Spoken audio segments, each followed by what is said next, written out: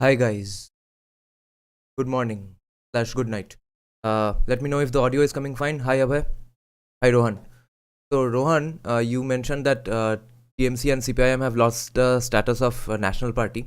I last read about this stuff when I was studying history and civics in class 6 or 7. So I don't exactly remember what are the benefits or the problems of being or not being a national political party. Can you remind me of that? What are the problems that they will face? It's just a loss of reputation, I think. Is it like they will be barred from contesting national elections or something? Other than that, what is the benefit that we can have, the Indic wingers can have from them not being a national party anymore? I don't think I remember any of that. Abhay, namaskar, Jai Sri Ram, Jai Sri Ram. Okay, I'm really curious about today's chapter. It's a pretty big chapter, and both this chapter and the next chapter are huge. So next chapter will also be, I thought I'll do some paper discussion after the chapter discussion also, but I realized that it's a huge chapter. Raj Dharma, and the next chapter is about the lawsuits. What can you do and how can you pursue your grievances, etc. in front of the law. That's what Manusmriti discusses in these two chapters. Atha Ashtamodhyaya. Where did it go? Yeah. Lawsuits is Ashtamodhyaya, and today we start Atha Saptamodhyaya, the science of government, Raj Dharma. Okay, so let a few guys join and let me know if the audio and all is coming fine. The science of government, Raj Dharma. And also, Arthashastra is very much in tune with Vedas and Manusmriti. So we will today get a little sense of how much was Chanakya drawing from Manusmriti and the chapter called Raj Dharma. Let's see how much is Arthashastra inspired from this. Funding এর ব্যাপার কিরকম funding এর ব্যাপার? And also I will start doing just members only book discussions now, so that we can discuss other books as well which have copyright issues, like India, that is Bharat, India, Bharat, Pakistan, a study group, discussion circle, something like that, Path Chakro. And if a lot of Bengalis join, then I'll discuss Sanjeev Sannal's book in Bengali, Ocean of Churn. I have the Bengali version, and I have two major Bengali books that I want to discuss. One is Bonge Ram Puja and Ramayan Sanskriti, and Banglar Mondir. It's a huge book from 1940s, I think. It did not release anytime in the recent years. It just released last year. These two books we will have to discuss. And then I have other great books, B.B. Lal's book, from which one or two chapters are left. Then we have Conundrum, Anusdhar's, all that we can discuss only in community tabs. So, and if enough people join, so far only one person has joined, it's about 159 rupees a month. So if enough people join, we will do separate live streams to discuss these books, which will be members only. Okay, so let's start. Atha Saptamodhyaya, the science of government, Raj Dharma. Now I shall declare the duties of the king, and how he shall conduct himself and discharge his duties, and also how he is made and how he achieves the highest success. This line reminds me that I was planning to do a poll. Let's do a poll just for the comment section right now. Who would you say is your favorite prime ministerial candidate in the country after Narendra Modi? I have 4 or 5 options for you. Obviously, there's Yogi Adityanath, S. Jaishankar, Himanta Biswa Sharma, K. Annamalai, and I have 2 other options as well: Sanjay Dikshit and J. Sai Deepak. And I will pick, I think, Sanjay Dikshit over all of these other people because of 2 reasons. That one, Sanjay Dikshit has real life administration capabilities, which the other people also have, except K. Annamalai. He has proven that. He has worked 35 years in the bureaucracy.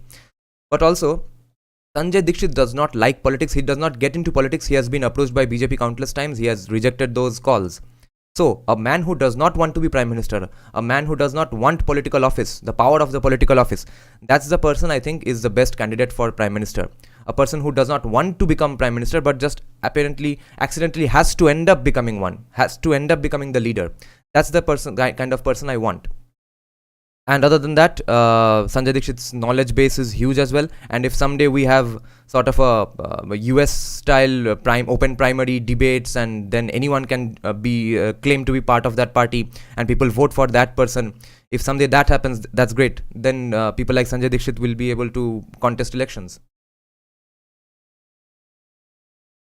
Yeah, okay, Pranab is here. Oh, only Bengali people are here. So let me know if anyone's interested in becoming the member of this channel, and then we can discuss other books also, Desai Deepak, etc. Rohan is saying discussion will be there. Who is a good candidate for PM after Maulana? Okay, let's see what Raja Manu says about finding the best candidates for whoever is supposed to be a king. Okay. All this, that is, the kingdom, shall be protected and governed according to the law of justice by the Kshatriya king, who has been initiated just like the Brahmana. That is, he has gone through the procedures of Upanayana, Vedarambha and Samavartana Samskaras for his education and training as prescribed by the rule for the study of the Vedas.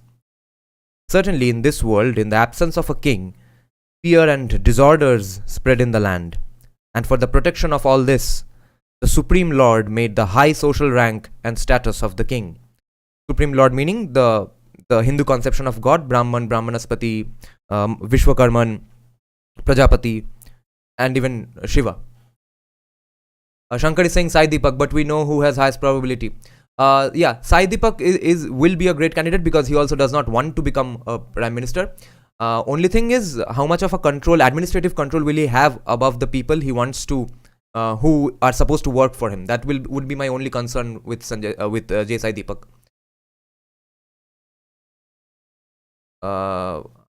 Pranav is saying something interesting.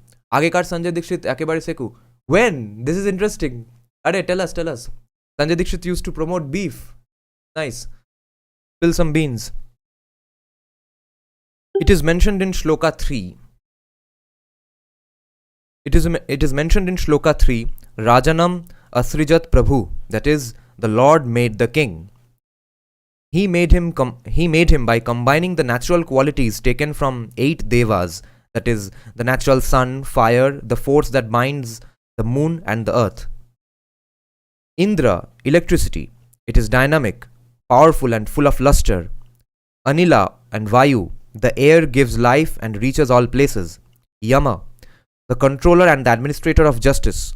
Arka, the sun, it draws water from the oceans and distributes it equally through rain to all. Agni, the fire, it burns impurities and purifies.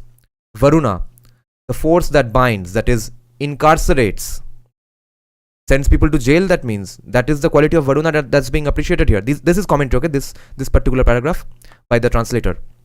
Chandra, the moon that delights. Vittesha, the earth that possesses all wealth in its womb. Lithium. Okay, Rohan is saying, yes, Dada, Sanjay Dixit used to be secu when he used to support INC. Arey, ye kab ka baat hai? This is hilarious. I did not know about this. And post a poll on community section about PM candidate. Yes, I will. Okay, next. Because the Lord made the king from the particles of the devas, that is, from the forces of nature, like Indra, etc., therefore, he surpasses all created beings in lustre. That is, he commands over all. Since he is born out of all those small particles of all natural. What would be the right word in chemistry? Particles of all basic matter. Not actually matter, but all basic building blocks of matter. Like the sun, this king is so powerful that he dazzles the eyes and hearts of others, and nobody on this earth can even look at him. He, the king, by his divine nature, is the fire that burns all impurities. He is the air who reaches all quarters. He is the sun who collects goods because he gives happiness to all. And he is the Lord of justice. He is also the Lord of wealth and Varuna. That is, he controls his subjects, and he is the great Indra, the Lord of all bounties. Therefore, no man shall transgress the favorable law the king shall make for the welfare of all, nor the unfavorable law to be made by him that prohibits certain acts which are not conducive to the welfare of the people. In the very beginning, for the sake of the king, the Lord created for the protection of all creatures the lustrous knowledge of learning and power, the danda, which is the law, the sovereign power to govern and punish the offenders. He shall fully consider the place, the time, and the strength of the offence and the level of knowledge of the offenders, and then apply justly that danda to punish the men who transgress that law. The danda is the king. It is sovereign, supreme, the leader and the ruler, and it is called the guardian of the laws governing the 4 ashramas and the 4 varnas. Certainly it is danda that governs the subjects and protects all of them, and it is ever awake while they are sleeping, the danda. And the wise know that danda, the application and administration of the law, is the sacred duty, the dharma of the king.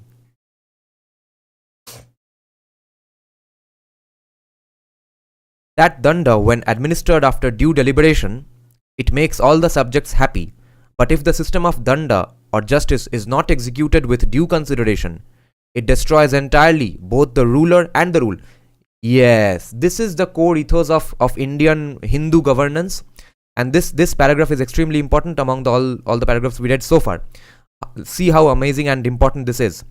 What happens when the king does not do good things and ends up screwing up the law, screwing up the kingdom? That is, and how will he do that? First and foremost, by doing this, that if the system of danda is not executed with due consideration, बिना सोचे समझे कुछ भी दंड देते फिर रहा है, that's when he destroys both the ruler and the ruled, because people will rise up and revolt against him and kill him. Any mistake in the administration of danda or justice will result in all the varnas being corrupted and all the bridges or limits broken down. That is, all the institutions would fail, and in consequence, the wrath of all people will flare up. Yes, these are the system of checks and balances in the Hindu system of governance, and this will be applicable in the hypothetical Hindu Rashtra we may someday have. Secondly, notice that since Varna system was distorted, obviously we can agree upon that, because we have read pages after pages of how tough the life of a Brahmin is supposed to be if they actually follow Manusmriti. But instead what they took from Manusmriti was, let's just oppress Shudras.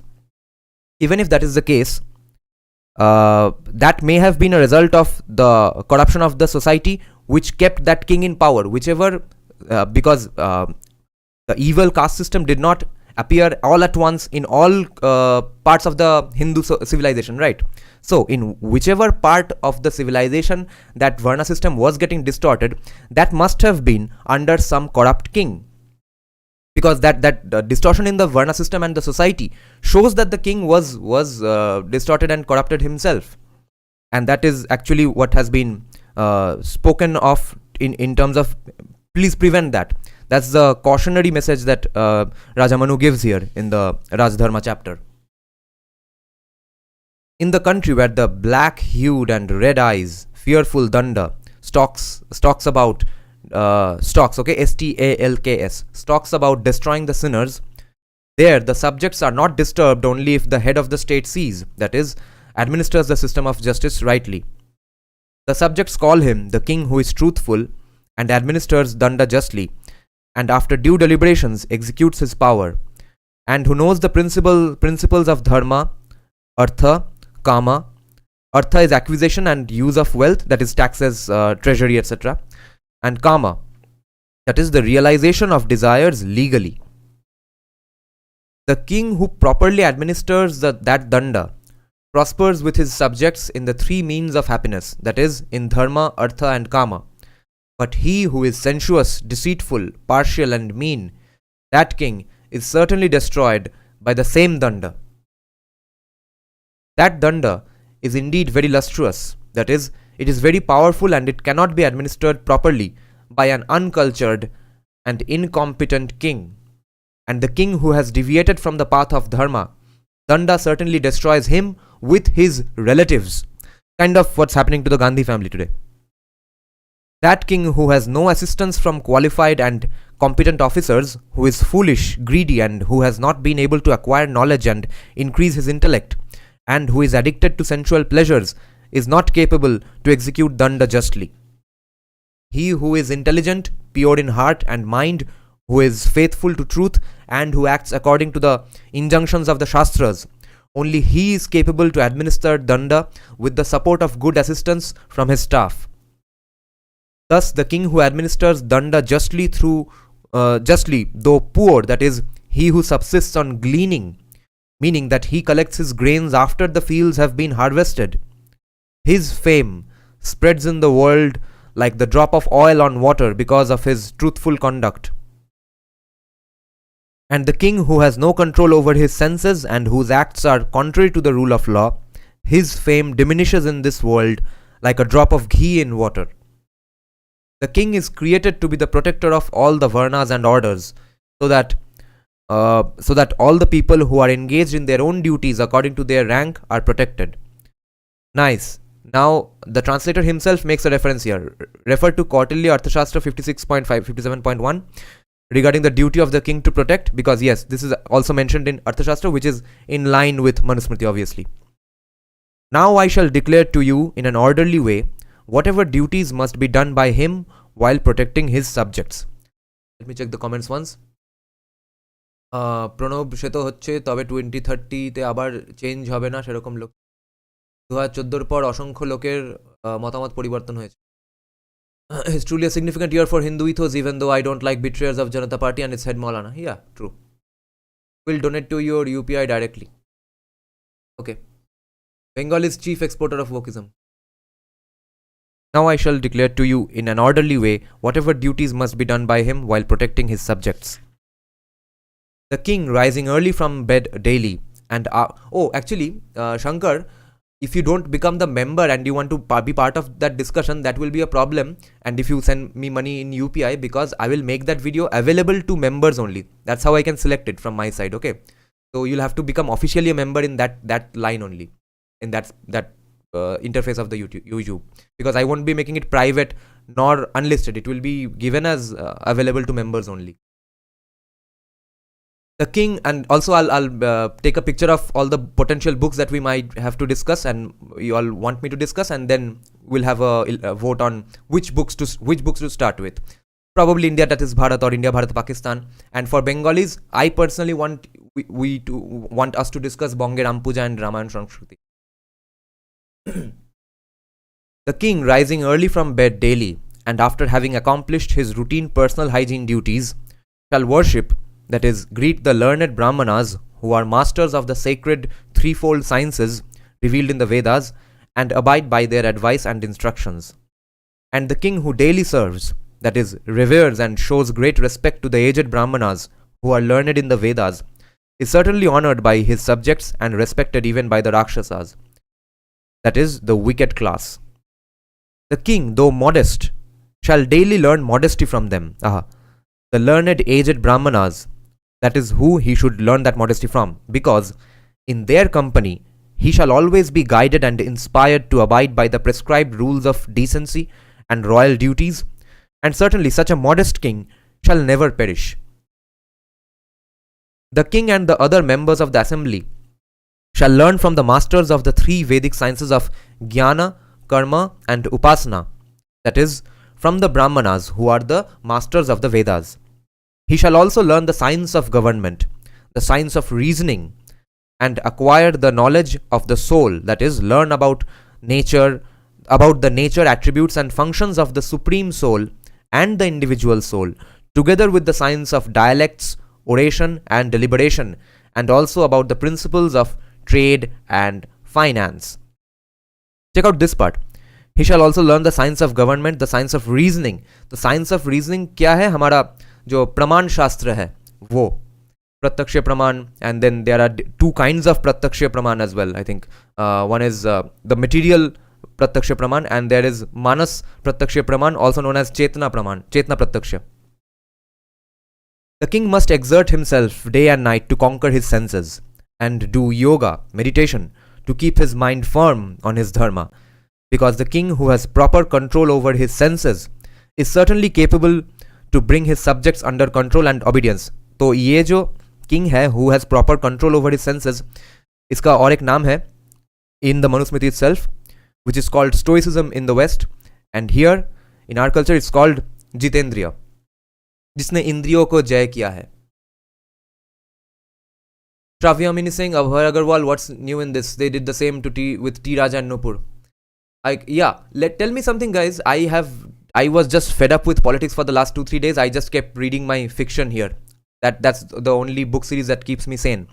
I did not understand what's the problem with Kajal Hindustani, because the right wingers, indic wingers are saying that she just talked about self defense. तो उसको arrest किया किस basis पे? तो even we talk about self defence and stuff. तो और क्या क्या हम चुप कर जाए? Did she actually say something harmful and call for violence sort of a thing? Let me know in the comment section. The king shall assiduously avoid the 10 vices which spring from lustful desires and the 8 vices that originate from anger, as these evils are difficult to shun and they end in grief. This is pretty important. What to avoid? I'll just mark it here. Let's see. The lord of the land, that is the king, who is addicted to the 10 vices that spring from lustful desires and to the 8 vices that proceed from anger, certainly loses his wealth and his dharma.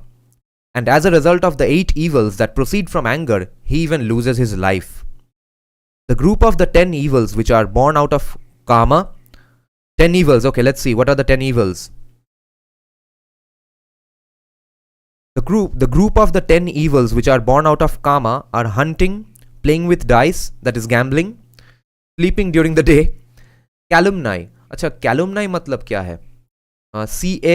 CALUMNY, excess association with women, addiction to intoxicants and drugs, singing, dancing and playing lustful music, and idle rambling. देखते हैं calumny का यहाँ पे क्या translation है संस्कृत में.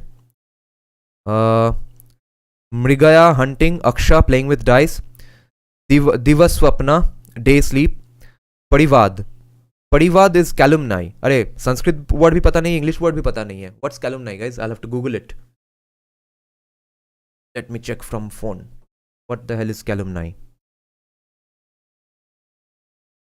Or if anyone can beat me to it and mention in the comment section, that would be great. Calumny.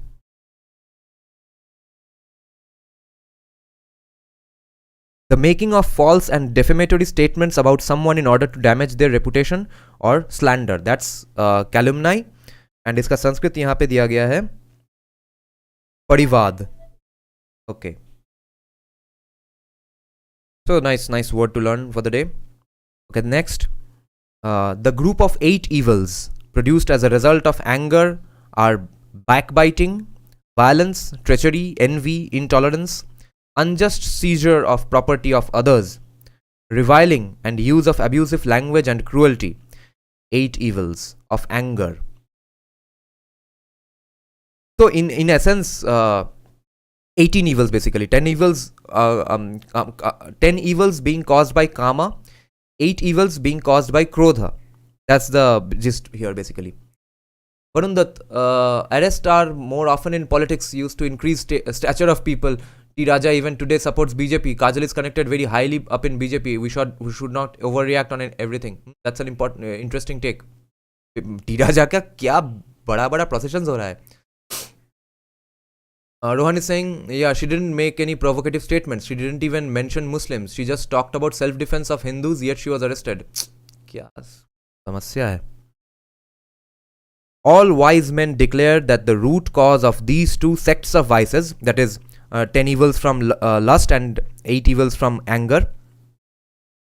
All wise men declare, wise men meaning Brahmins obviously, declared that the root cause of these 2 sects of vices is greed, which should be carefully conquered. And greed, avoiding greed, renunciation has been the core ethos of everything we have learnt in Manusmriti as well as history of Indian philosophy.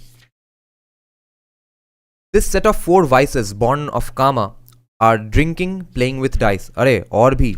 Okay, more specific.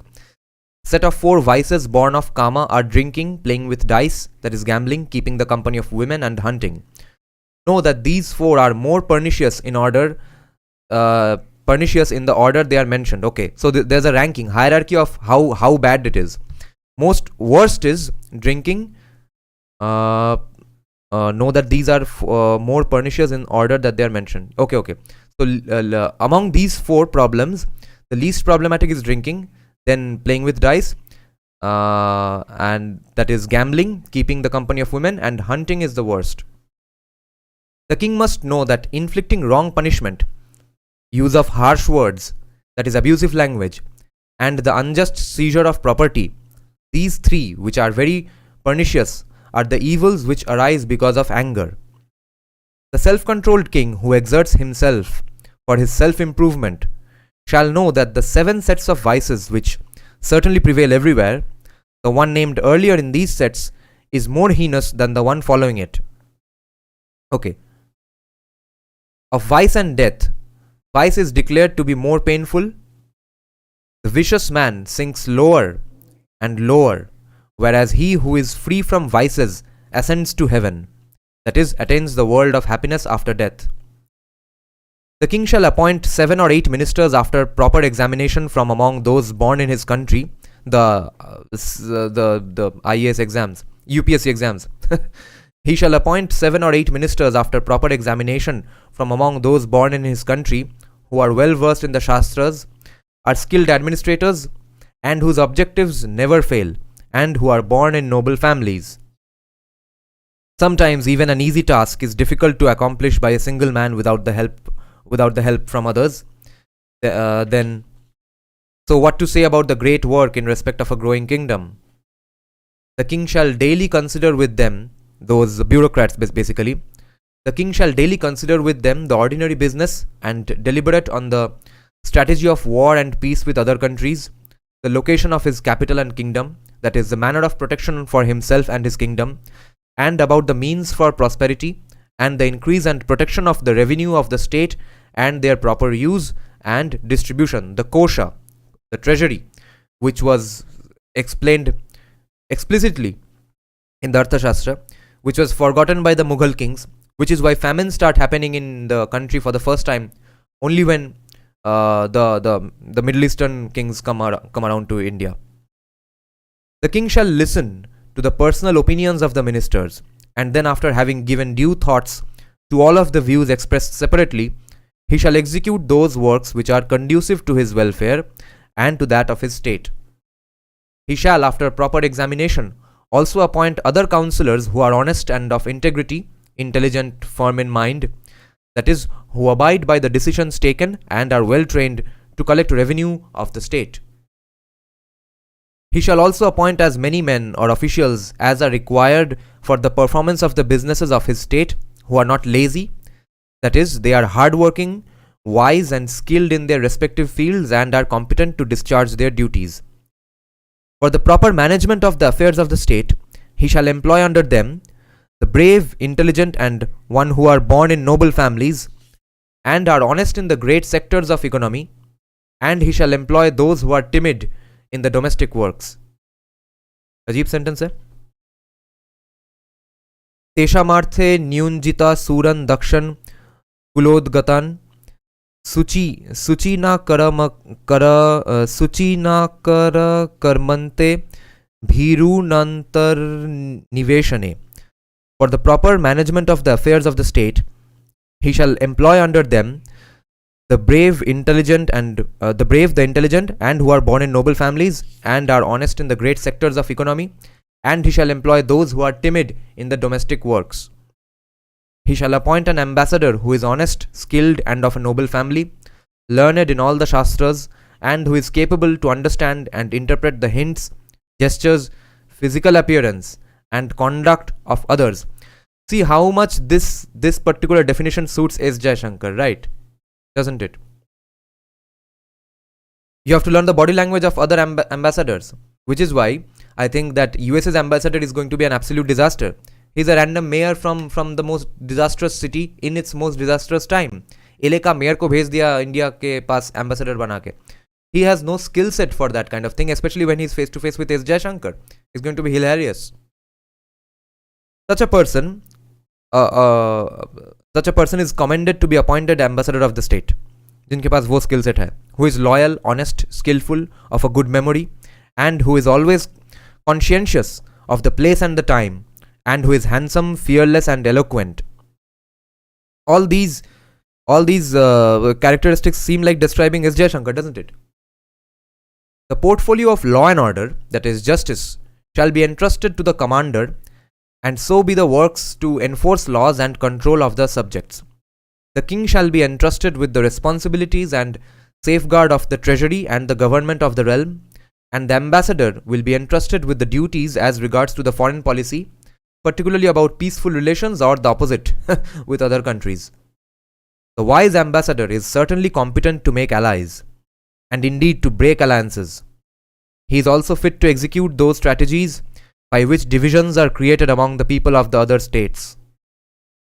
The ambassador shall ascertain the intention of the rival king by secret means. He should find out the intentions of the rival king by secret means and actions through the close associates and servants of the latter, of the opponent kings, and also through his behavior, gestures, and actions. And you all know S. Jayashankar is definitely skilled in this, because he doesn't respond to everyone in the same way. He takes a note of who the person is and what the situation is. The king and the members of the assembly, having learned from the ambassador exactly all the intentions or hidden agenda of the other king, after that they shall take such measures accordingly that shall not imperil their security. The king shall settle in such a country which is green, where the sun shines and rain falls regularly, and where grains are available in abundance, that is, the land is fertile and the majority of the inhabitants are Arya, and the environment is disease-free, health-promoting and pleasant, that is, with beautiful scenery, and where the neighboring communities are submissive, and where his subjects can find their livelihood. He shall build a town and for his safety a fortress which would not be easily accessible. It should be built either in a desert place, built of stones and earth, or surrounded by water, or surrounded by trees, or protected by the hills and guarded by his troops of men. There he shall settle, well secured. The king shall by all efforts take refuge in a hill fortress which is surrounded by the hills, and is superior of all those mentioned, superior of all the other ones, because of its many security advantages and features. Well secured in a battlement, and one bowman can fight and kill 100 foes, and 100 can fight 10,000. Hence the construction of a castle for the king is prescribed. It is imperatively obligatory. Banana hi hai. That fort should be well supplied with weapons, money and food grains, beast of burden and means of conveyance, with brahmanas, that is, men of wisdom, skilled artisans, engines, fodder and water. ये सब वहाँ पे रहना है. In the middle of the fortress, he shall cause to build a palace for himself, which shall be secured and well protected, of a white color, and fit for all seasons, and provided with water and beautiful trees, and where all business of the state can be carried out without any hindrance. The king dwelling in the palace shall marry a consort of the same varna, that is, a maiden of the Kshatriya class, born in a great family, with attractive bodily features, and who shall be pleasing to his heart, and who shall possess beauty and noble qualities. He shall select and appoint one, a Purohita, family priest, who shall perform for him the domestic sacred duties like Agnihotra and the Paksheshti, that is, what is Paksheshti? Fortnight yagyas.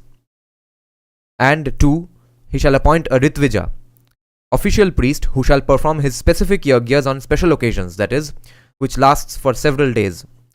Thus he can devote his entire times in the administration of the state. ताकि खुद ना करना पड़े.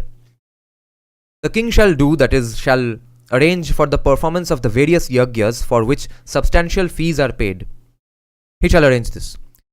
He shall also give to the brahmanas enough articles of enjoyments and money. All these he shall perform for the sake of Dharma, that is, for the acquisition of religious merit. The king shall arrange for the collection of the annual revenue by trustworthy men from his subjects in his kingdom, and all of them, that is, the king and the revenue collectors, shall be obedient to the Vedic principles. The king residing in his dominion shall behave like a father unto his people. Okay, note one thing, that why does Manusmriti say this here, that the trustworthy men ढूंढना है for collection of revenue, and they have to be obedient to the Vedic principles. This is obviously taking a note that yes, they might still be corrupted, which has been elaborated upon further in Arthashastra when Chanakya says that just like a fish, when you can never catch a fish drinking water. In the same way, you may never understand when a government employee steals money. So we have to be very careful about the bureaucracy. The king shall appoint learned and competent supervisors to the different departments, and they shall supervise the works of the workers appointed by him. Those brahmacharis who have lived with their teachers at the Gurukula and are returning home after their studies, such scholars of the Vedas and their preceptors, the Brahmanas, are worthy of worship. That is, to them is due all reverence. उनको सब reverence दिखाना है. The kings and the assembly shall welcome them with due respect, because it is a sacred duty for the kings to promote and help to disseminate the knowledge of the Vedas. This Vedic knowledge is certainly declared to be the imperishable treasure. If the king, who is devoted to the protection of his people, is called by his adversary to battle, even if the latter is equal to him in strength or is more or less powerful, always remembering his sacred duty of a Kshatriya, he must not shrink from battle. हाँ, कभी डरना नहीं है. Of the two kings engaged in a battle seeking to kill each other, the one who fights with utmost courage and does not turn his back from the battlefield, even if he is killed, he goes to heaven that attains the world of happiness in his next life. On the battlefield, always remembering the duty of the loyal and truthful men, the heroes, he shall not kill a soldier who is standing on the ground while he is riding a chariot, and he shall not strike a eunuch, neither one who is praying for his life with joined hands, nor one who is fleeing with his hair flying in the air, मतलब बहुत जोर से दौड़ रहा है, nor the one who sits down. See what an important paragraph this is. This is the difference between Hindu kings, Sanatani kings, and all other kings in the history of humanity. ये देखो, this is why we call it the Hindu civilization.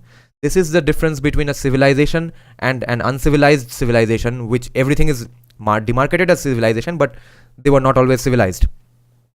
This is the difference between a savage and a civilized society. What a beautiful paragraph here, huh? Let me mark this as very important. Don't hurt people who don't want to take part in the battle. छोड़ दो उनको. Prisoner of war, war crimes नहीं करना है. That is the point of this paragraph. On the battlefield, always remembering the duty of the loyal and truthful men, the heroes, he shall not kill a soldier who is standing on the ground while he is riding a chariot. Acha, if the king is on the chariot and the guy is standing on the ground, that means he's standing, he's not fighting, he has given up on the fight for that moment, he shall not be killed. And also the king shall not strike a eunuch, hijra, neither one who is praying for his life with joined hands, okay, nor one who is fleeing with his hair flying in the air, nor the one who sits down, nor the one who surrenders and who says, I am yours. ऐसे लोगों को नहीं मारना है in the battlefield. He shall not kill one who is asleep. And remember how Uri happened. Neither the one who is unconscious, nor who is naked, that is, has lost his coat of arms. If he has become unarmed, that is, हाथ से तलवार वलवार गिर गया है या फिर खो गया है, he is not to be killed. Who is disarmed, and those who are not fighting but are only onlookers. Okay, दूर से युद्ध देख रहे हैं, इनको भी नहीं मारना है. He shall not slay him who is fighting with another foe, neither who has lost his weapons, nor who is moaning in pain, who is seriously wounded, who is overwhelmed with fear, nor shall he kill who is running away from the battlefield. What a beautiful paragraph.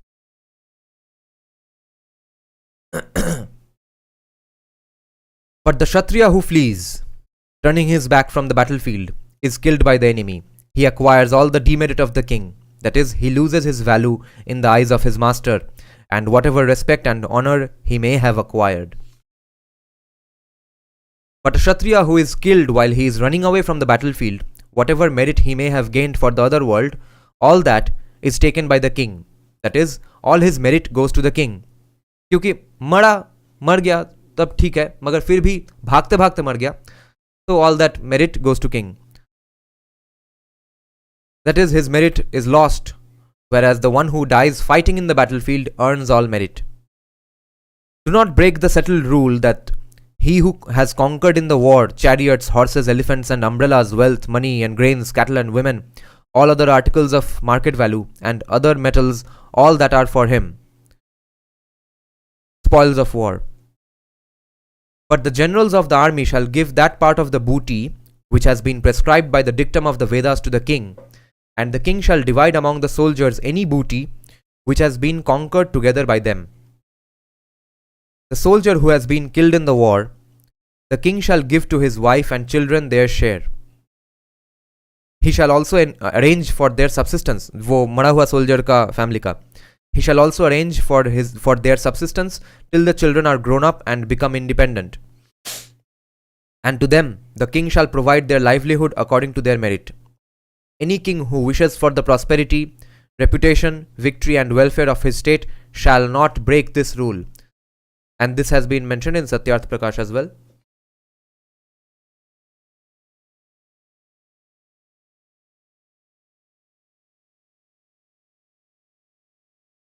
Yeah, morality smriti.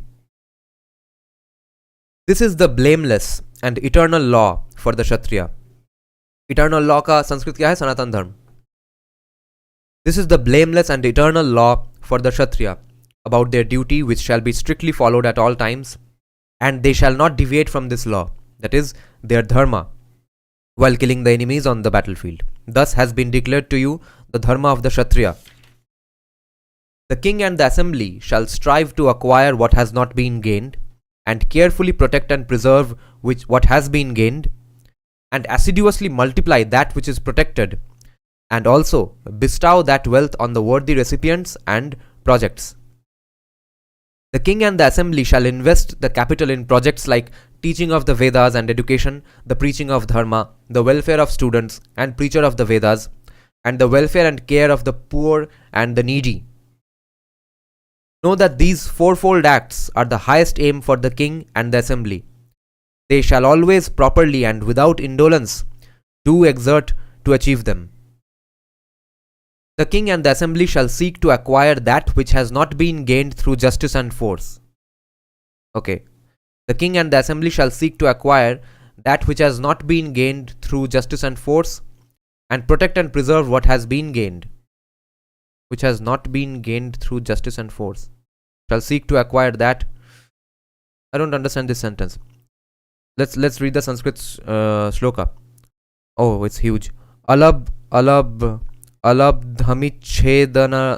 छेदन लब्धम रक्षे दवेक्षया Rakshitam वर्धायेद वृधाया वृधम पात्रेषु निष्किपेत. So alabdham is not gained. Iched dandena, seek to acquire by justice. Labdham plus rakshet means shall protect the gained. Avekshaya means by keeping a watch. Rakshitam and vardhayat means shall rakshitam plus vardhayat together means shall multiply the protected. Vridhaya means the multiplied. Vridham means grow. Patreshu means among recipients. And nikshipet means shall bestow. So the explanation has been given that the king shall strive to gain by force or with his army that kingdom which has not been conquered and protect the conquered kingdom and the wealth, and invest the wealth in businesses and financial transactions to earn interest, then use that money in education, preaching of values and culture, that is dharma, and other worthy projects, spending the money among trustworthy officers and subjects who are called, this is where is this mentioned? This is mentioned in samskara vidhi. Oh yeah, this is the samskara vidhi. So the king and the assembly shall seek to acquire that which has not been gained through justice and force. Oh, यहाँ पे comma होना था. That is why I was not understanding this sentence. It meant that the king and the assembly shall seek to acquire that which has not been gained. कैसे वो acquire करना है? Through justice and force. Yeah, यहाँ पे comma देना चाहिए था. The king shall always enforce the law justly and be constantly displaying his might. He shall at all times keep the secrets of the state concealed, and he shall always explore the weaknesses of the enemy. In the kingdom where the law of justice and force is constantly applied, all the world is afraid. Certainly all people are brought under submission by the law. The king shall ever act with guile, Guile. He shall certainly not deal with anyone deceit. He shall always guard himself, trying to know the stratagem being used by his enemies. He shall always guard himself, trying to know क्या क्या strategies use किया जा रहा है उनके against. The other king, that is his enemy, must not know his weaknesses, but he must know the weaknesses of his enemy. He must conceal his own weak points like the tortoise, which hides its limbs under its shell. He must not let his enemy know the secret point of exit of his fortress. This is also mentioned in Kautilya's Arthashastra. He shall plan his undertakings. The king shall plan his undertakings to increase his revenue like the heron, Heron, heron which fixes on his prey constantly, and like the lion he must attack his enemy with all his might. He must pounce upon his enemy like the leopard and snatch everything, and like a hare he must beat a swift retreat if in danger. Beat a swift retreat, but अगर युद्ध retreat नहीं होने का घोषणा नहीं हुआ है तब वहां से मत भागो. If there's an official retreat, there's some कोई ना कोई वो bugle बजा देगा, then it's the official sound for retreat, and collectively the king or the generals have decided to do a retreat, then you are supposed to get away from there, not when the war is actually going on and you run away. That's not what you're supposed to do. Thus, the conquering king shall bring under control, that is, subdue his opponents and the troublemakers in his state by the application of the 4 strategies, Sama, Dama, Bheda and Danda. If the opponents and the troublemakers do not respond, that is, if they are not brought to reason by the application of the first 3 strategies, that is by Sama, Dama and Bheda, then the king should carefully use the 4th, Danda, that is force and punishment, to bring them under control. Just as the winnower, Winnower, Nirdata, just as the Nirdata carefully removes the husks and preserves the corn, even so, in the same way, the king shall destroy the opponents, the lawbreakers and the criminals, and protect his kingdom and his subjects. That king who oppresses his subjects in his kingdom through folly and ignorance, he and his relatives are sooner destroyed, that is, ousted, and even deprived of their life. Because rebellions will happen and someone will end up killing them, which is what happened with Dhananand, with Chanakya and Chandragupta destroying that lineage, that family. As the lives of the living creatures are destroyed by tormenting the body, even so, in the same way, the lives of the kings are destroyed by oppressing their kingdom. Vinay Singh is saying, I log out that day. Well, what I was trying to say, but we need strong leader that can do something about peaceful and bring the law and not appeasement for what we need persona like of a dictator. Yeah, persona like that of a dictator is kind of what fits Yogi Adityanath's characteristics, but the law actually should not be dictatorial. Varun Dutt, yeah, this from yesterday or today after the comment, Muslims don't commit crimes in the month of... I haven't seen any news about Bengal for last 4 days. Did she say anything like that recently? The king shall always observe these rules for the proper administration, control and prosperity of his kingdom, because when the king is well governed, the king certainly prospers. When the kingdom is well governed, the king certainly prospers. The king shall appoint a division of the army under an able commander in the midst of 2, 3 and 5 villages, and even so for 100 villages to be a strong unit of administration and protection, and thus secure the protection of his kingdom.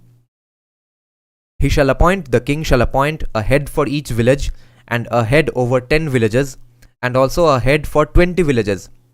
So there's a hierarchy of who reports to whom, a very, very great way of administering things. He shall appoint a head for each village, a head over 10 villages, and also a head for 20 villages, and a head for 100 villages, and also a head for 1,000 villages. The head of a village shall himself report the situation and offences committed in his village to the head of 10 villages, and the latter shall report to the higher officer in charge of 20 villages, obviously. And the ruler of 20 villages shall inform about the present situation in the area to the head of 100 villages, and the head of each of the 100 villages shall report himself to the head of the 1000 villages about all the situations in the whole area. So you see, councillors, okay, let me mark this, councillors, MLAs, and panchayat pradhans, mukhyas, all was discussed in Manusmriti before anyone else realized the importance of such an administration. That is exactly how we run our things today, right?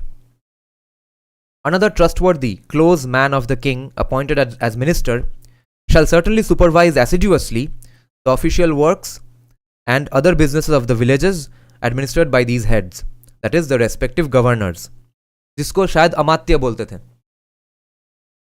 Let's see if the word has been used. Tesham gramyani karyani prithak karyani chaivahi rajnonya sachiva snigdhastani snigdhastani pashye datandrita. So prithak karyani, other businesses, snigdha is trustworthy, sachiva is minister. Yeah, even we use the same words today, sachiva, the secretaries. Okay, in each town the king shall cause to erect an elevated place, that is a formidable building which would inspire awe and respect among the subjects, like the planet, the moon among the stars, where the officials can deliberate on the affairs of the state. So a municipal corporation building, that's what is being described here. The minister shall visit personally all those offices where the officials attend to the duties of the state, and he shall well observe their behavior and explore their dealings through the spies. For the servants of the state appointed by the king to serve and protect the people generally become dishonest and deceitful. Ha ha ha ha. Ye dekho. Checks and balances. Bureaucracy might get corrupted. Chanakya has this concern. Raja Manu has this same concern. The servants of the state appointed by the king to serve and protect the people generally become dishonest and deceitful. And this is a hugely important word, because they are not just saying that it might sometimes happen. They are saying it generally happens. Amazing. Wait. Let me mark this as bureaucracy's potential of becoming corrupt.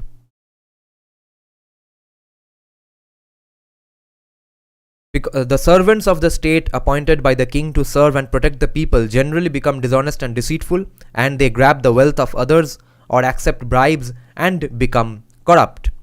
The king shall protect his subjects from these officials. ये officials को कैसे check में रखे? That has been also mentioned as a concern.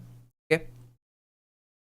The king shall confiscate all the property and do banish those evil-minded higher officers who shall take bribes and gratifications from the offenders or client looking for certain services from the state at the government offices. The king shall fix the daily wage of the servants and the women employed in the royal service according to their position and the nature of their work. The king shall give the daily wage of 1 pan, P-A-N-A, it's pronounced as pan. The king shall give the daily wage of 1 pan to the servants of the state employed in the lowest rank, and 6 pan to those occupying highest positions. He shall also give clothes to them every 6 months and 1 drona of grain monthly. These कितना pan देना है, ये सब अर्थशास्त्र में और भी elaborately discuss किया गया है, because they tried to keep it in line with Manusmriti, and उस time में तो उतना inflation नहीं था. The king shall levy taxes on the traders after having well considered the rates of purchases and sales, and the price of conveyance of the goods, and the cost of securing them in warehouses, and also the cost of the daily living and family expenses of the traders. The king shall always fix and impose taxes in his state after having given due consideration, so that he himself and also the workers employed in the different sectors may receive their reward. As the leech, the calf, and just like the leech, the calf and the honeybee take their food little by little, so shall the king draw the annual revenue from his realm by moderate taxes. The king may take from his subjects 1/50th part of the profit made on cattle and gold wares, and either the 6th, the 8th, or even the 12th part of the grains, that is, the crops harvested. And he may also take 1/6 part of the revenue earned on trees, honey, ghee, perfumes, medicinal herbs, and saps, that is, substances used for flavoring foods, and from the profit made on flowers, roots, and fruits. He may also take 1/6 part of the profit made on the sale of leaves, pot herbs, grass, leather, and articles made from bamboo and earth vessels and all stone products. Each person who lives by small trades in the kingdom shall pay annually the appropriate tax levied to the king, however small the amount may be. So, proportional taxation. He shall not cut the root, that is, the cause of his own welfare and that of his subjects through excessive greed in the tax system, because he who destroys the cause of one's welfare by excessive tax certainly oppresses himself and his subjects. Look at this. This is why Hindu economics is the central path, is the middle path between total libertarianism, free market, and complete nut job socialism. This I'll have to mark. This is the feasible capitalism, you could call it. This is practical capitalism. The king shall not cut the root. Root kya hai? Moolam. The cause of his own welfare and that of his subjects through excessive greed in the tax system, because he who destroys the cause of one's welfare by excessive tax certainly oppresses himself and his subjects. And this describes the India before 1991, up until 1991. The lord of the land shall be both sharp and also gentle, as the case may be, while supervising the works of his officials, because the king who is both sharp and gentle according to the circumstances is highly respected. The king shall place on that seat, that is, shall appoint the chief minister, who is well versed in the law, that is Dharma, and is wise, and who has proper control over his mind and senses, and who comes from a noble family, to replace him when he shall be sick or tired with his works, for the inspection and administration of the state duties.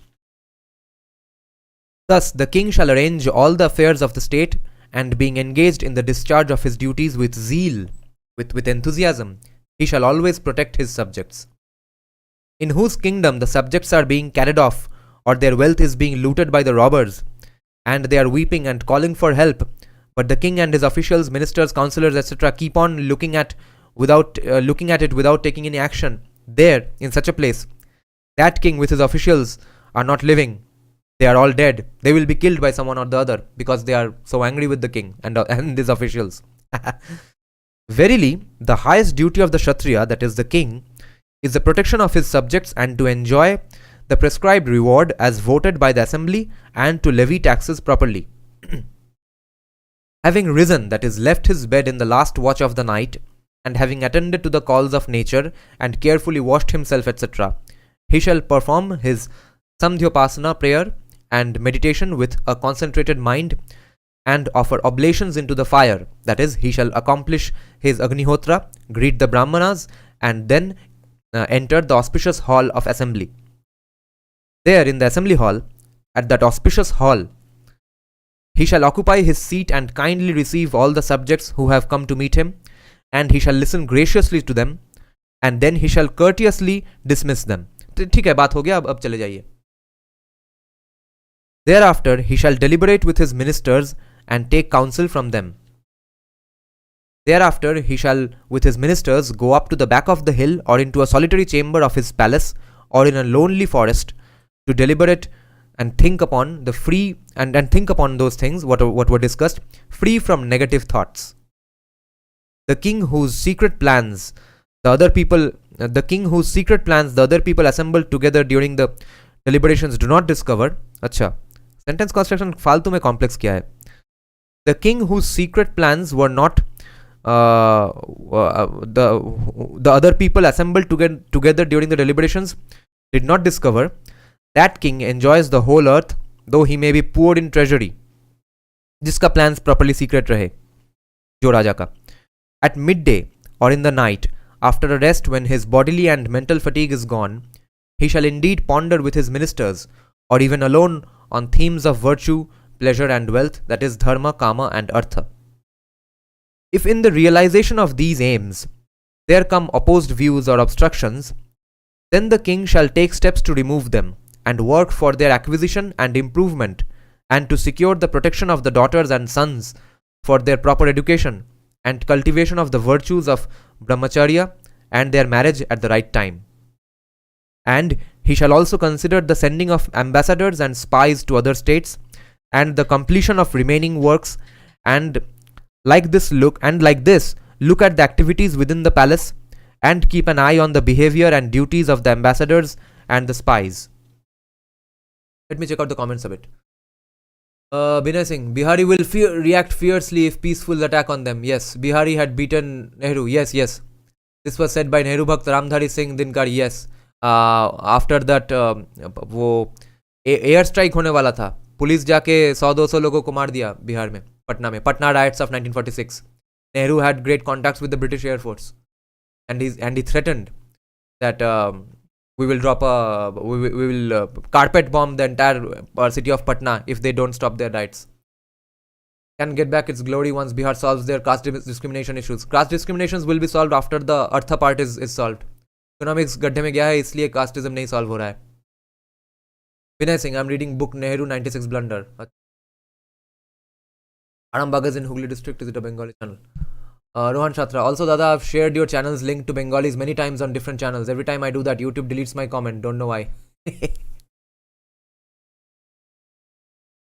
And he shall reflect on the now the king shall reflect on the substance of the whole eightfold duty and the 5 classes of administrative work approach, and also about loyalty and friendship and aversion and enmity with the kings, about their conduct and the conduct of others of their circle.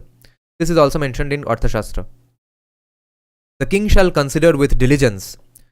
What should he consider? The conduct and acts of the kings of the middle status, and also the endeavors of those kings who are willing to conquer, and even about those kings whose behaviors look neutral, and he shall also ponder on the movements of the enemy.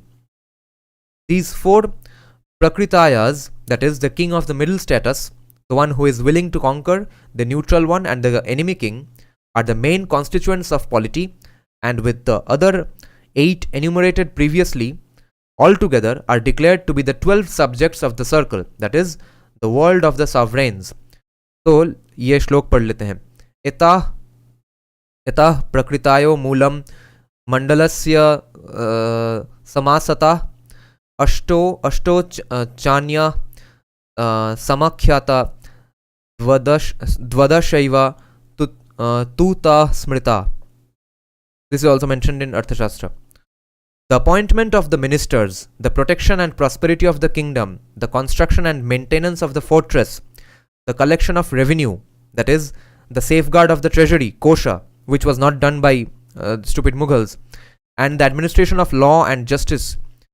These 5 are the other constituents of polity, and each one of the 12 enumerated above, all these make 72 constituents, that is, they are the subjects to be pondered upon constantly. सोचना है उनके बारे में राजा को. Here 72 stands for the 12 principles and their application to each of the 5 mentioned here, that is 12 plus 12 into 5, so 72 prakritayas,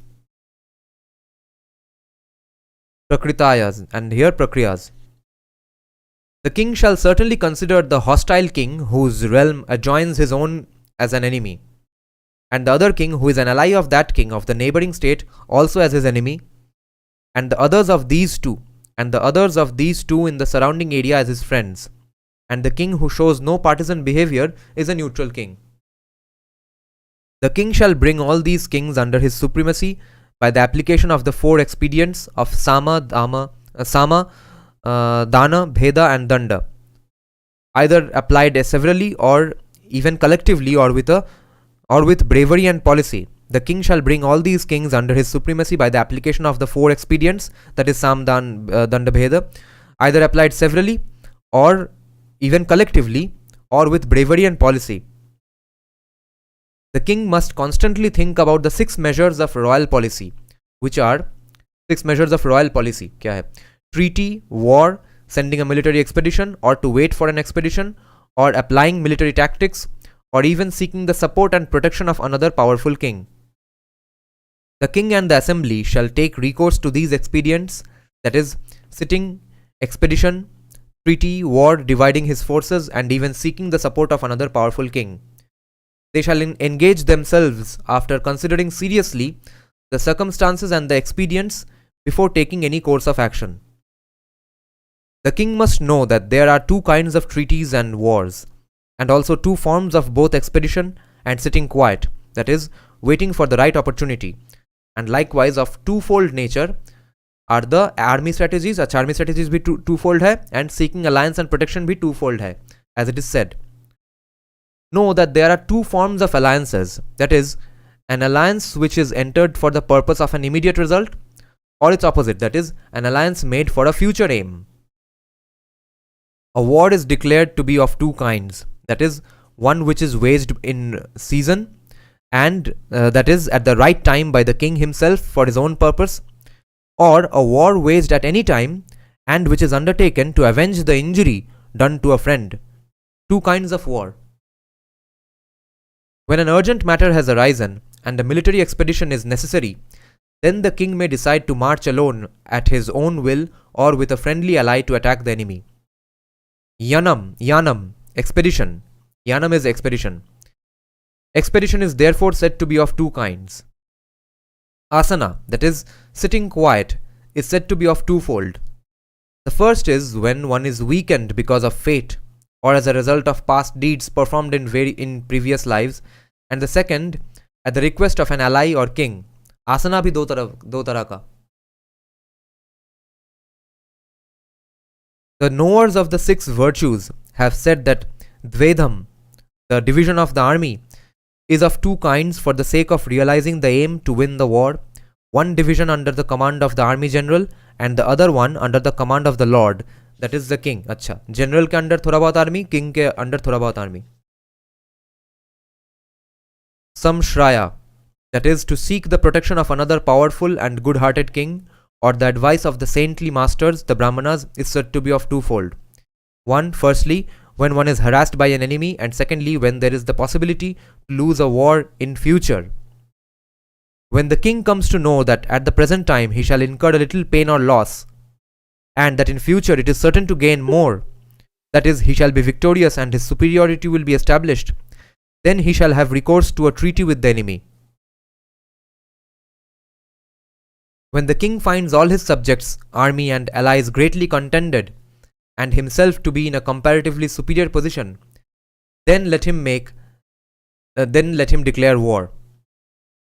अच्छा, तो कब declare war करना है? When the king finds that all his subjects, army and allies are greatly content and himself to be in a comparatively superior position. When the king finds that the disposition of his army is cheerful and strong, and that the force of his enemy is in the opposite mood, then he shall march towards him. But when he finds that he is weak in chariots, in animals of conveyance and in troops, which means he has too less of numbers of beasts of burden, घोड़े वगैरह, then he shall carefully and diligently try reconciliation with his enemy and sit quiet. दोस्ती कर लो तब, जिंदा तो रहना है. When the king shall find that his enemy is stronger in every respect, then he shall double his troop or make two divisions of his army and achieve his purpose. But when he discovers that the stronger army of his enemy will be marching towards him and that he will be easily assailable, then he shall quickly seek refuge with a righteous and powerful king. That ally who shall be able to coerce and punish the disloyal subjects and generals of the army and the troops of the enemy, he shall ever serve him reverently like a guru with every effort. If there also he discovers treachery in the conduct of the ally with whom he has sought refuge, then he shall certainly wage an honorable war against him without any fear. Therefore, the king shall exert all effort, that is, employ all the four expedients of politics, samadama, danda, bheda, so that the king who is his friend, the neutral and the enemy kings do not attain superiority over him, that is, they do not become more powerful. He shall consider accurately. He shall consider the good and the evil sides of the results of all his undertakings of the past and of those of the present and their effect on the future before undertaking any new course of action. This is an important part here. their effect on the future of his actions. Okay, this is called in economics, Thomas Sowell calls this thinking beyond stage 1. Okay, like declaring something free or setting a minimum wage for someone कि इस काम के लिए तुमको 100 रुपए salary मिलेगा ही मिलेगा. You can't, even if the company itself does not make enough money to pay you, they will have to pay you 100 rupees. What will happen then? The company will go out of business and you will be left unemployed. Okay, so that's what's being hinted here. You have to think of the effect of your action on the future as well before undertaking any new course of action. Always, you see, Manusmriti and Arthashastra, I'm noticing here that bar it's the texts are showing a great knowledge of finance and economics as well. As mentioned, the king and the assembly shall understand this, that is, the good and bad results of his undertakings, and act cautiously so that the friendly, indifferent, and enemy kings do not do otherwise. This is briefly the law of statecraft, that is, this is political wisdom. इसका नाम क्या है political wisdom का? न्याय. Yeah, of course. But when the Lord undertakes an expedition towards the kingdom of the enemy, the king, then he shall carefully employ these strategies and attentively approach the city of the hostile king. But the king shall arrange for all security measures for his original kingdom and secure a position, that is, a location, according to the rules, and having duly sent his spies in all quarters, he shall assemble all the requirements for an expedition before he shall march towards his enemy. Yeah, this is important. खुद का kingdom मत भूल जाओ. Having cleared the 3 ways, that is, on land, water, and in air, he shall organize his army into 6 divisions, fully equipped with all the munitions, and then he shall attentively march into the kingdom of the enemy. The king shall be very much on his guard against a friend or ally who secretly serves the enemy, and he shall even watch his movements, that is, his going and coming back, because such friends are more dreadful enemies. Okay, listen to this. The king shall be very much on his guard against a friend or ally who secretly serves the enemy, and he shall even watch his movements, that is, his going and coming back, because such friends are the more dreadful enemies. He shall march on the road of expedition, arraying his troops in the form of a chariot, or like the movement of the boar, okay, varaha, movement of a boar or crocodile, or like that of the bird, or arrange his troops in the form of a needle. The king shall extend his force in the direction from where he apprehends any danger, and he shall even draw up his forces in an array in the form of a lotus, and he shall himself remain in its middle. The king shall allot divisions of his troops to the commander-in-chief and the generals in all directions, but he must first place them in front of that quarter from where he apprehends any danger. He shall place in all sides of his troops such soldiers who are trustworthy, well versed in military science, and skilled in understanding codes and signals, and are watchful when stationed, and skilled in fighting, fearless, and incorruptible. He shall make a small number of soldiers fight in a close order, and with a large number he shall extend his troops at his discretion, or he shall make them fight in the needle array or the thunderbolt array. यहाँ पे war strategy discuss हो रहा है, पूरा का पूरा war formation discuss हो रहा है यहाँ पे. Damn.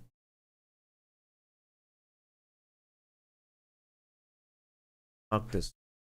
He shall make a small number of soldiers fight in a close order, and with a large number he shall extend his troops at his discretion, or he shall make them fight in the needle array or the thunderbolt array. ARRAY. He shall fight with chariots and horses on even ground, and in water-bound places with boats and elephants, and in, क्योंकि नदी वदी थोड़ा बहुत तो पार हो सकते हैं हाथी के ऊपर, and in water-bound places with boats and elephants, and in areas covered with trees and shrubs he shall use swords, targets and other weapons, and with bows and arrows on hilly ground. पूरा war strategy है यहाँ पे. After arranging his troops in array, he shall address them with encouraging words to boost their morals and supervise them well when they are fighting. He shall also try to ascertain the feelings of his soldiers while they are engaged in the fight with the enemy. Okay, so राजा को motivational speech भी देना है. All these seems so like foreign concepts and इतने सारे western movies में हमने देखा है. But this is recommended even in Manusmriti. युद्ध से पहले थोड़ा मोटिवेशन दो अपने छेद में जाके. The king, having led his troops to besiege the enemy, shall harass his kingdom continually, and he shall spoil and destroy his forage, food and water, and his fuel. The king shall then destroy the dams, the fort walls, and the ditches of the enemy, and plan well to attack him, and he shall alarm him at night with terror. The king shall instigate those officials and soldiers of the enemy who can be instigated, and get to know from them his intentions. And when the moment is auspicious, only then he shall attack and fight without any fear. He shall, however, at some time try to conquer his enemy by samadama bheda, applied either separately or conjointly and without fighting. But even if the three expedients mentioned before, the sama bheda and dama, but even if the three expedients mentioned before fail, then he shall fight his enemy fully equipped so as to conquer. After having won victory, he shall worship, that is, pay due respect and greet the devas, the brahmanas, and also the pious and righteous persons, and compensate those who have suffered injury or loss, and shall proclaim the promise of safety and security to the inhabitants of the conquered country. The most important line in discussing Hindu civilization and how it's different from other civilizations. The Hindu ethos, the Dharmic civilization. Okay? This is what I've said repeatedly when I've discussed Arthashastra as well. That, I'll discuss what Arthashastra says later. Listen to this section. The king shall proclaim the promise of safety and security to the inhabitants of the conquered country. Okay? Conquered country में जाके उनको मारना नहीं है. और धर्मांतरण तो दूर की बात है. Arthashastra also, Chanakya takes it a step further, and Chanakya says that the king's first duty when they go to a conquered land is learn the customs and culture of those traditions, join in their processions, and celebrate with those people the places which you have conquered. Can you believe that? And also, I have this book called Bengali Itihash, which discusses ancient Bengal. There, the historian says that in those days, the people on the ground level, the common people did not even care who is their king much, unless insane amounts of oppression is going on, too much taxation is going on, people are the representatives of the king are coming and beating them up or something, like Mahishmati kingdom was shown in Bahubali. Unless those things are happening, they didn't even care who was the king. They didn't even know. They are going about with their lives, making baskets, whatever they're doing. Someone comes and tells them, oh, you know, our king got defeated, now we are under a new king. And they're like, oh yeah, I see, interesting, so let's get on with our life, who cares?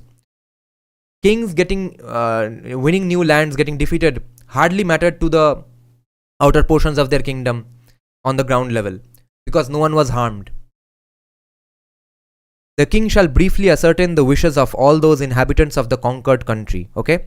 The king shall briefly ascertain the wishes of all those inhabitants of the conquered country, and shall place there a scion, so a Vangshaj, a scion of the vanquished ruler on the throne, but shall cause an agreement to be made, and he shall impose his conditions on the new ruler.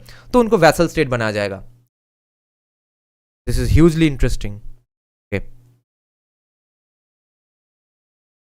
Hindu conquest ethos. Let me mark it as that. Hindu conquest ethos.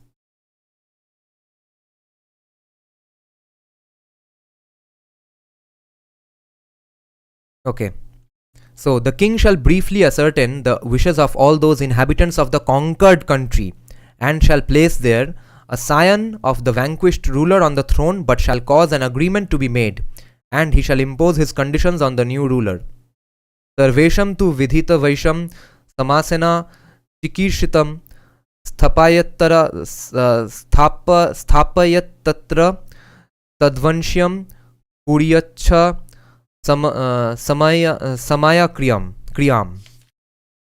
He shall make authoritative, he shall make authoritative, that is, accept, enforce their laws and customs which are just, and worship, that is, treat the imprisoned vanquished king together with his chief servants with valuable gifts. Okay? Imprisoned king, the defeated king, if he is ready to surrender and form an allyship and become his vassal state, then उनको gift दिया जाएगा. Chief servants with valuable gifts. The taking of the property or belongings of others by force is the cause of displeasure, and the giving, that is distribution of goods to others, is the cause of pleasure. But both the taking and the giving are recommendable when they are resorted to at the right time. Or the victorious king may even consider together with the vanquished king the threefold result of the military expedition, that is, to promote friendship, compensation in the form of land and gold, or shall make a treaty with diligent care, becoming a vassal state, and then return home with his army. Let me mark this as difference with Middle Eastern kings. Difference with Middle Eastern kings. The king shall pay due attention to the Parshnigraham, that is, the other king who may invade his territory while he is on expedition, and therefore he shall arrange for the security of his kingdom and seek the protection of an akradam, that is, of another ruler in his circle to guard his realm. He shall also duly consider the result of his expedition and obtain compensation from the friend or the hostile king. A king does not grow, that is, does not prosper, having obtained gold and land so much in strength as by obtaining a friend who is firm in his intentions. And if he has vision, he can certainly become powerful in future, even if he is weak. So, ये बोला जा रहा है कि for a king, उस gold और land से उतना उसका growth नहीं होता है जितना कि he gains by obtaining a friend who is firm in his intentions, and if he has vision, he can certainly become powerful in future, even if he is weak. A weak friend who knows dharma, that is, who is righteous, grateful, and he and his subjects are contented, and is devoted and firm in his resolutions and undertakings, even such a weak friend is commended.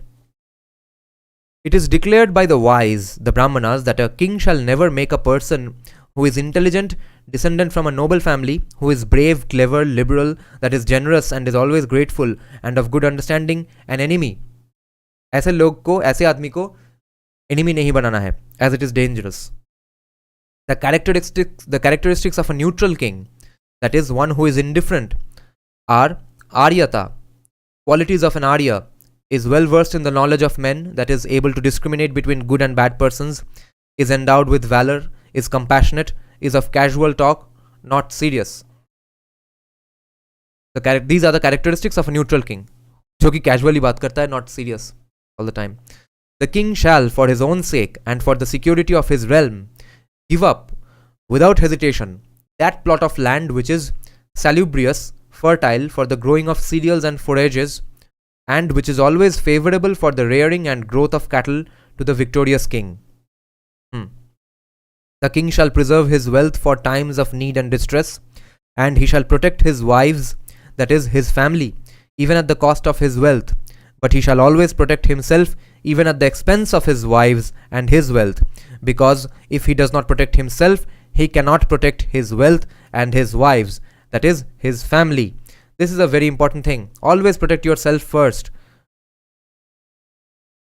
because if you are not there anyway, there's no one to protect your family or your wealth. So prioritize yourself first. Not in the battlefield, obviously. These are applicable in different contexts in different ways.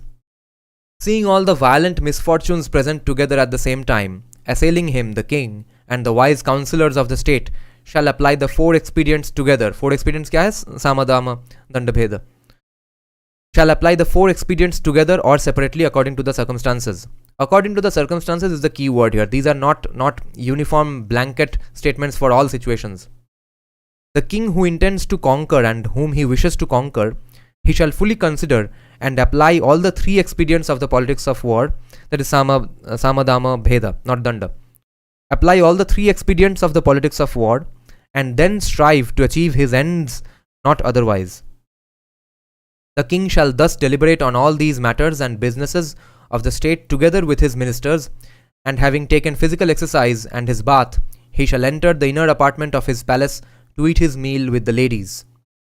There he shall eat his food, which has been prepared and served by the faithful and incorruptible servants, who know the signs of time and season and diet, and the food shall be well examined by those who have knowledge of poisonous substances by which food can be contaminated. The king shall exercise caution in like manner by trustworthy servants as regards his carriages, bed, seat, food, and about his bath, toilet, and the makeup materials, and also in respect of all his ornaments. This is also mentioned in Arthashastra. After having eaten his food, the king shall rest, that is, spend some time with his wife and the other family relatives at the inner apartment, and after the rest, he shall in due time again think about the affairs of the state, that is, resume his work. Adorned with his royal costume and ornaments, he shall again inspect his troops, his means of conveyance, the carriages, the beast of burden, etc., and all the weapons and the ornaments. Having performed his evening samdhya, the samdhyopasana, that is the twilight prayer and meditation, well armed, he shall enter the secret room of his inner apartment to hear the confidential reports of the spies and take cognizance of the secret works performed by the ambassadors and others. And after having explained to those people, that is, to the officials and the soldiers, any other important business and information, he shall dismiss them. He shall again retire to his inner apartment and enter the dining room with his wife and the other ladies and the female bodyguards for dinner. There, that is, in the dining room, having taken his dinner, he shall spend some time in recreation, that is, listening to the sweet sounds of the musical instruments, and therefore he shall go to sleep, but he shall wake up at the proper time, that is, in the Brahma Muhurta, free from fatigue and fully refreshed. The king shall observe these rules of conduct when he is in good health, but if he is ill, then he must entrust all these duties to his ministers and other officials, that is, to the servants of the state. Iti Rajdharmatmaka Saptamodhyaya. The end of chapter 7 on the subject of Rajadharma. And tomorrow we do Atha Ashtamodhyaya, the science of government, that is the lawsuits. We learned a huge lot today, huh? This was very amazing, fascinating. Kitna economics ka gyan hai, morals, values, ethics, everything. Finance and daily habits, everything was discussed here. Let's check some comments now. TMC no more a national party, good news for today. I don't know how that matters. National party नहीं हुआ तो क्या हुआ? विनय सिंह, दादा क्या आप Karma song पे reaction करोगे क्या? वो कांतारा वाला song. There's no point because copyright में सब monetization बंद हो जा रहा है उसमें. Vinay Singh is saying a king should understand epistemology and theology of conquered land, then choose Dharmantaran project if conquered land is of Abrahamic religion. That is the need of the hour. Yes. बहुत दूर का बात है, यहाँ का Abrahamic epistemology पहले change करना है. Niner is saying, oh yes, you are right, he used Adnya Patra written by his minister. I think Shivaji fits the qualities almost perfectly. Yes, perhaps he used Manusmriti. Of course they used Manusmriti. They all used and listened to Manusmriti because their Brahmin advisors used to tell them about Manusmriti and Arthashastra. Did anyone know Ghulam Nabi Azad and his views? He joined BJP. BJP joined kar gaya? He formed a new party though. Holy. He already joined BJP. And see, even A.K. Antony's son joined BJP. So you see, this is that kind of a time again when Vallabhbhai Patel was forced to say that अचानक एक दिन में क्या हो गया कि ये सारे के सारे कांग्रेस में आ गए. Interesting. So see you tomorrow, guys. We are starting the law of governments, the lawsuits we will discuss tomorrow. Okay. Wait, is anyone online? Okay. So we discussed nice stuff today. Goodbye. Good night. See you tomorrow.